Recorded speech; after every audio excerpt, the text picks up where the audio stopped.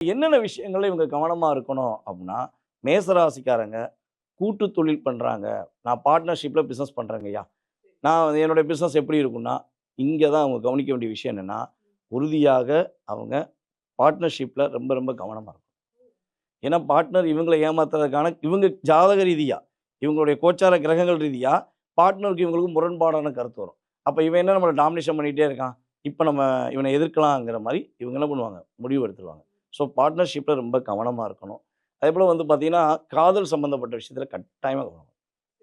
மேசராசி பெண்கள் வந்து பார்த்தீங்கன்னா, ஆள் தெரியாது. அதாவது இப்ப வந்து பார்த்தீங்கன்னா, சமூக வலைதளங்கள் வந்தனால, யாருன்னே தெரியாம Instagram, Facebook, Twitter, பட்டர்ன்னு நெறைய இருக்குன்னு வச்சுக்கோங்களேன்.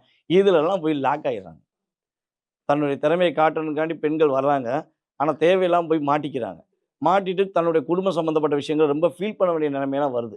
ஸோ இந்த கேது 5ல உட்கார்ந்திருக்கனால, மேக்ஸிமம் முகம் தெரியாத, ஆள் தெரியாத நபர்களை நேசிப்பதையோ, பாசம் வைப்பதையோ நிறுத்திறணும். நிறுத்திறணும். ஸ்டாப் பண்ணிக்கோங்க. வேண்டாம். ஏன்னா 5ஆம் இடங்கிறது உங்களுடைய வம்சாவளி சம்மந்தப்பட்ட விஷயம். அந்த இடத்துல கேது உட்கார்ந்திருக்கும்போது, நீங்க செய்ற தப்பு, இல்ல நீங்க செய்ற காதல்னால உங்களுடைய குடும்பத்துக்கு ஒரு சின்ன கெட்ட பேர் வருவதற்கான வாய்ப்பு உண்டு.